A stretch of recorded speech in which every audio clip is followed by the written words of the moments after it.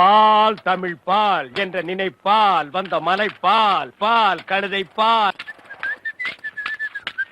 ஐயா வணக்கம். நில்றா. இது என்னடா இது கோலா? எருமாட்டுக்கு சுண்ணாம்பு அடிச்ச மாதிரி உடம்பெல்லாம் வெள்ளையா இருக்கு, மூஞ்சி மட்டும் தாரட்டப்பா மாதிரி இருக்கு. சார் கொஞ்சம் ஜாக்கிரதை பேசுங்க. நான் ஒரு தேசியவாதி, அதனாலதான் அப்படி போறேன். ஊருக்குள்ள கொடி ஏத்துறாங்கல்ல. கொடியா?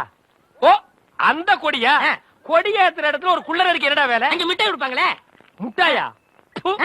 சார் ஏன் சார் கேவலப்படுத்துறீங்க? இந்த நாட்டை கேவலப்படுத்துறது நீங்களா நானாடா? ஏதோ முதல்ல சுதந்திரம் வாங்கின அன்னைக்கு கொடி ஏத்தி முட்டாய் கொடுத்தாங்க, வாங்கி தின்னீங்க, ஓகே. அதுக்கப்புறம் வருஷம் அவங்களும் முட்டாய் கொடுத்துட்டே இருக்கிறாங்க, நீங்களும் வாங்கி தின்னுட்டே இருக்கிறீங்க. பாத்துக்கவே மாட்டீங்களா? ஒரு ஜிலேபி மைசூர் பாக்கு ரேஞ்சுக்காவது நாட்டை வளர்த்துடுங்கப்பா.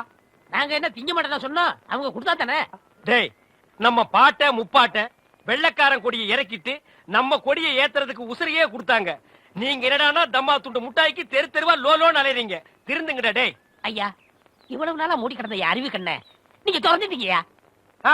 உன் கண்ணனை துருப்பிடிச்ச இரும்பட்டியா பீரோவா நான் திறக்கிறதுக்கு?